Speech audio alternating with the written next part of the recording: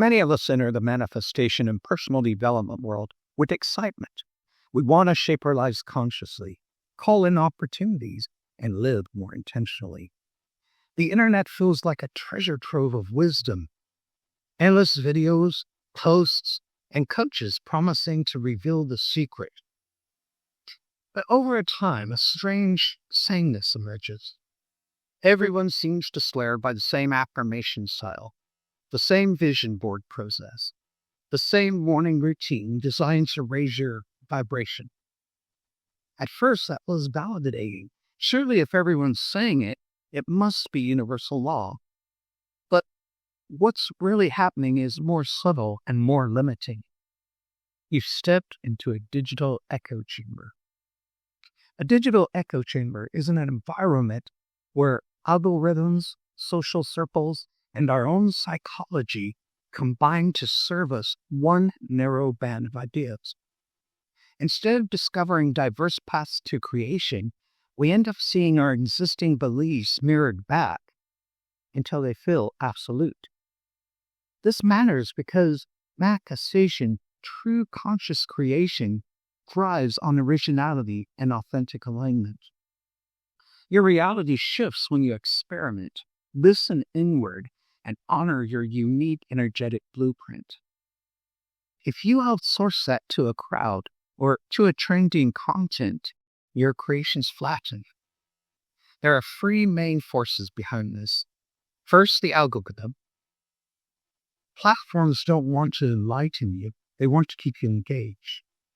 If you pause on a 7-step manifesting video, or like a high vibe affirmation reel, the system learns to feed you more of the same. Over time, your feed narrows until you see only a refined slice of the conversation. Second, tribal reinforcement. Humans cluster with like-minded people. In spiritual spaces, content that matches group identity, high vibes only, instant abundance, polished positivity gets likes and shares. Content and questions or that complicate the narrative get ignored or shamed. And finally, there's your own brain. We have certainty and belonging. Confirmation bias makes us seek information that proves we're right. The system amplifies this comfort bias, so consensus looks like truth, even when it's just a repetition. For creators, this is dangerous and feels safe, but slowly drains sovereignty. You stop asking what works for me and start asking what will get you validation. Manifestation becomes about performance instead of exploration. It's helpful to look closer at why this echo chamber feels so seductive. Humans are wired for belonging. Historically, safety came from the group. When you step into a spiritual community online, you get an immediate sense of support. Likes, encouraging comments, like, you're on the right path. That reassurance claims the uncertainty that comes with trying to consciously shape your life. But the same comfort can keep you from venturing beyond group-approved ideas. Then there's the pressure to stay in high vibe. Many people avoid sharing struggles or messy experiments because they fear being labeled, blocked, negative, or low frequency. If you've ever hesitated to talk about doubt or shadow work, you've felt this pressure. Over time, only polished, upbeat stories get posted. The feed becomes a high library of success, which deepens the illusion that one polished path is the only path. Another issue is the viral half-truth problem. Platforms reward ideas that are simple, emotional, and easy to share. Complex, nuanced growth doesn't claim well. So deep stuff concept works becomes a 3-step instant wealth hack. The shelving integration gets replaced with staying positive. Practices that require patience or subtle experimentation disappear. If you base your spiritual practice only on what goes viral, you build on really shaky ground. There's inner dissonance. many creators feel pulled towards something different. Perhaps a slower practice, a private journaling method, or a season of rest. But they ignore it because no one else seems to be doing it. Or they force themselves to repeat a popular method that feels flat to them because they're scared of being off by it. Each time you override your own knowing to conform, you weaken your authentic signal. Recognizing these dynamics is powerful because it opens the door to sovereignty. And ways lets you pause and ask, am I adopting this method because it resonates or because it's trending? It's the first step to reclaiming your unique creative power. So how do you break free? It begins with noticing the signs. If your feed feels unanimous, if you rarely encounter well-argued alternatives, or if most content is designed to make you feel instantly righteous, guilty, or validated, you're likely in an echo chamber. From there, introduce intentional friction. Seek out teachers and thinkers who challenge mainstream narrative. Look for those who talk about shadow work, messy action, or nonlinear growth. Don't follow to argue, follow to expand. Your goal isn't to rebel for rebellion's sake. It's to diversify your inputs so your inner wisdom has more material to work with. Treat every technique as an experiment. Give it an honest trial period. 2 weeks is often enough to feel if something fits your energy. Then decide, does it feel aligned and supportive or forced and draining? If it doesn't serve you, move on, even if it's wild and popular. Use the integrity test.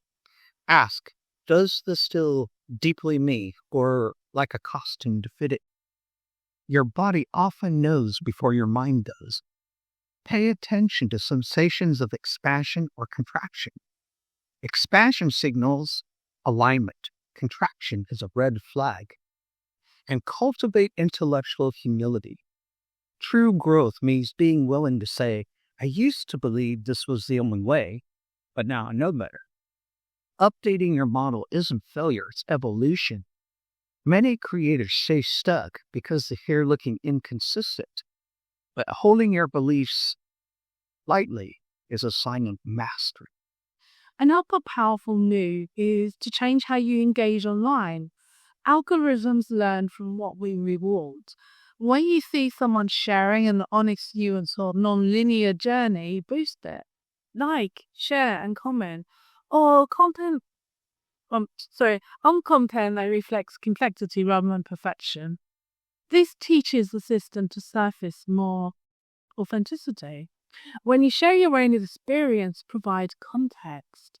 Instead of declaring, this is the way, try, this works for me because. That full shift invites others to experiment rather than to just conform.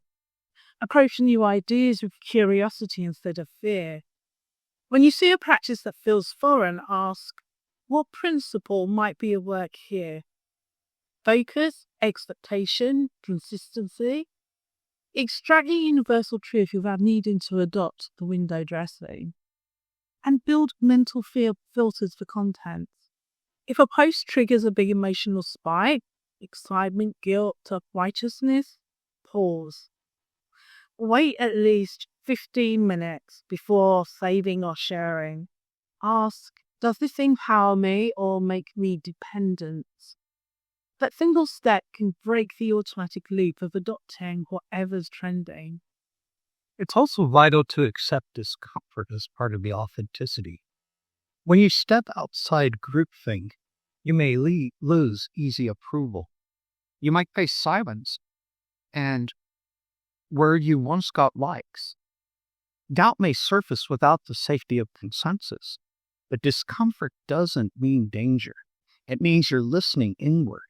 It's the friction of building something original. Your creative power doesn't come from algorithms or from pleasing the crowd. It comes from an ongoing conversation with your own values, intuition, and experience. Manifestation is personal technology. Others can inspire, but no one can hand you a finished map. If you want to create on your own terms, you must be willing to experiment, discard, and update without apology. That's sovereignty. It's not isolation, it's leadership of your own mind. And more of us do this, the entire spiritual digital landscape can shift. Algorithms respond to engagement. If we reward nuance, curiosity, and diversity of thought, platforms will surface more of it. Each can help build an ecosystem that values authenticity over trend chasing. We can normalize honest evolution. Imagine a page where creators say, I tried this, I learned a lot, and now I've adjusted my approach. Imagine more posts that acknowledge shadow work, rest, and experimentation. That would make it safer for everyone to explore their own path instead of just copying the loudest voices. And remember, conscious creation is iterative. You don't have to get it perfect. You just have to stay awake, curious, and true to yourself. That's where real transformation begins. So here's the takeaway. The digital world is a tool, but it's not your source of power. Don't let algorithms or popularity shape your practice. Notice when consensus is limiting you. Diversify your inputs. Test everything as an experiment. Reward content that's honest and complex. Hold your beliefs lightly and update them when needed. True manifestation is an act of sovereignty. It's listening inward, experimenting boldly, and trusting your unique frequency more than the crowd. That's where your deepest creative power lives. And that's our invitation. Step out of the high-vibe bubble. Trust yourself more than the feed. Support others who choose authenticity over approval. Share your evolution openly. Engage critically but kindly. The world doesn't need more copies of one viral method. It needs original creators, those who are awake, discerning, and courageous enough to build lives that are unmistakably their own. Break free from the echo chamber. Own your creative process.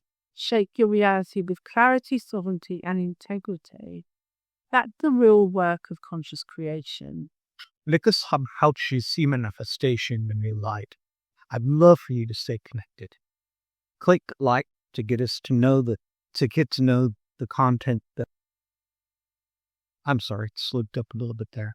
Click like to let us know that this is the kind of content you want.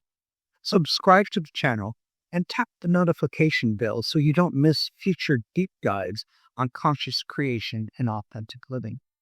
And if you know someone who's ready to break free from an echo chamber, share this video with them.